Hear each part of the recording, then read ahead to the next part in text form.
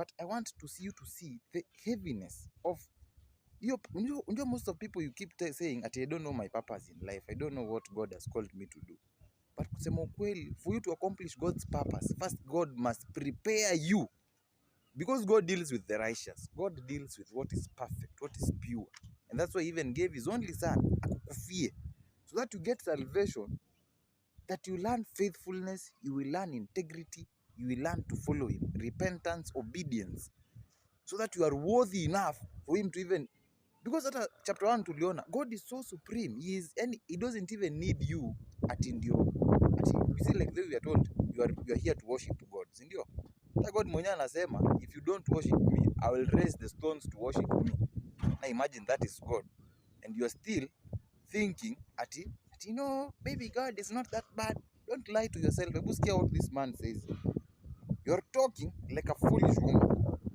Shall we accept good from God and not trouble? You hear? In all this, Job did not sin in what he said. Now this to show you that this man, kusema ukweli, like alikuwa ile for true, through trouble, through good.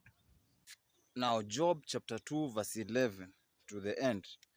These Job's friends, they meet with Job and you'll see them. Sasa ile wanashtuka yenyewe vitu inaendelea aje. Hebu sikia.